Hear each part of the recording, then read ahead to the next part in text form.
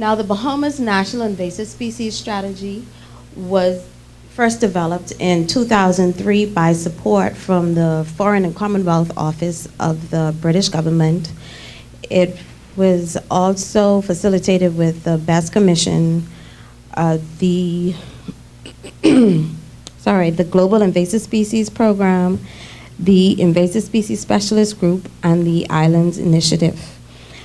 The NISS for the Bahamas was something that was unique to the region, and in that we were one of the first Caribbean countries to actually produce a NISS.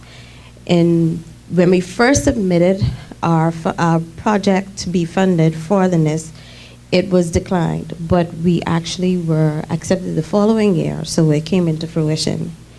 Now, the NISS actually built on work that was completed by the Inter-American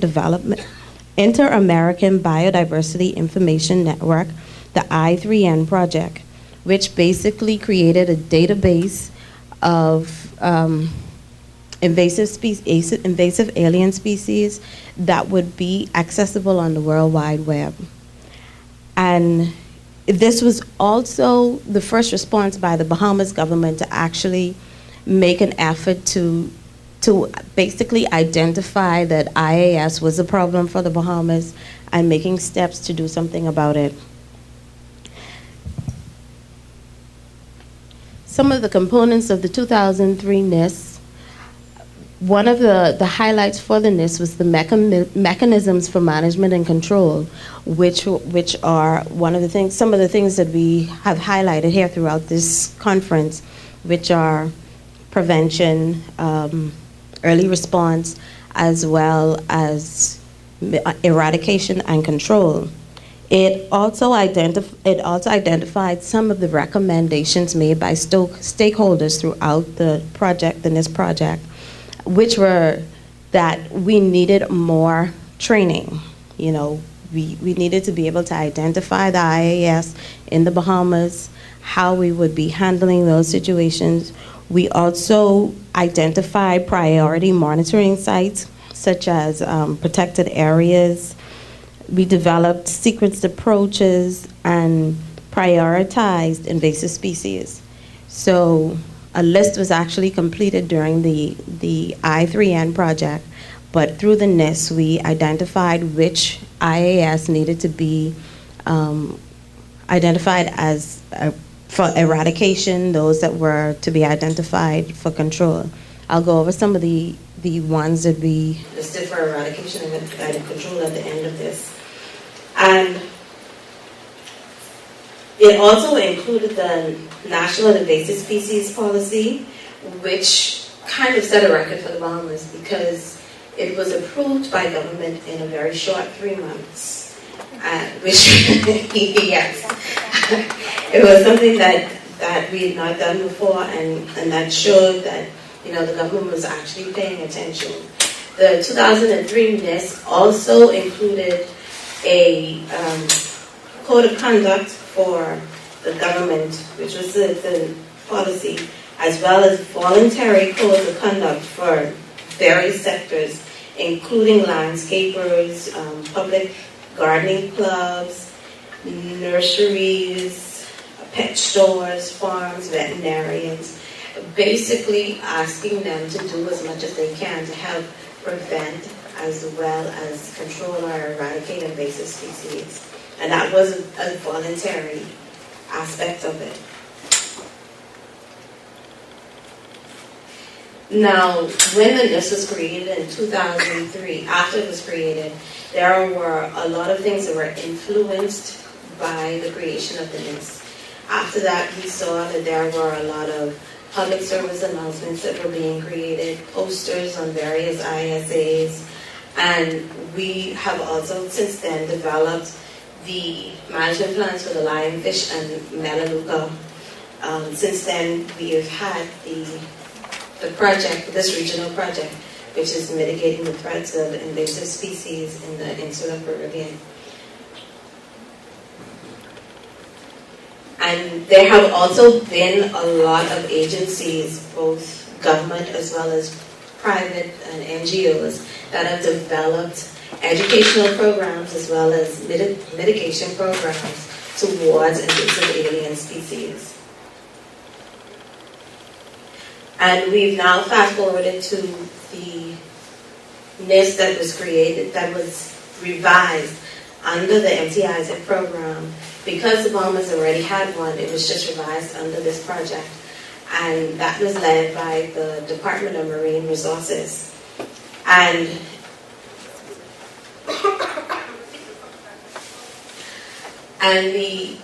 the 2013 NISS actually built on what was done in 2003, and it fleshed out a lot of the skeleton work that was done under that program.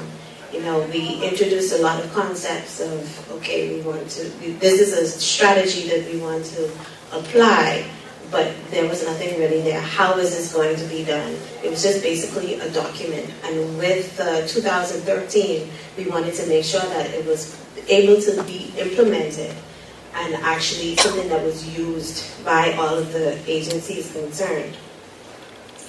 One of the things is that the 2003 document program included a lot of stakeholder consultation, and that was continued on into the 2013 document, where the consultant met with various agencies, customs, marine resources, NGOs like the Bahamas National Trust, and other customs, agricultural officers, etc. And some of the components from the 2013 NISS is that it worked on developing a implementation program, like I said. It took a look at some of the objectives from the 2003 document, related them to the 2013 document, figured out what some of the barriers were for implementation, how they can be overcome. We also put deadlines towards those outputs or towards those objectives. You know, this is an example of some of the management objectives that we did. As far as collaboration, we gave a description of what collaboration basically was, how it related to the 2003 document.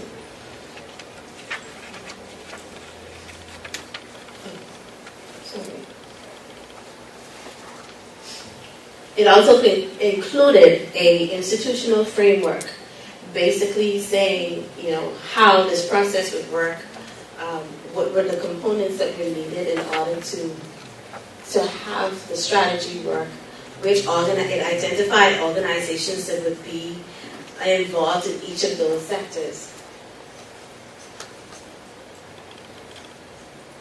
And this is just a demonstration of what I was talking about earlier.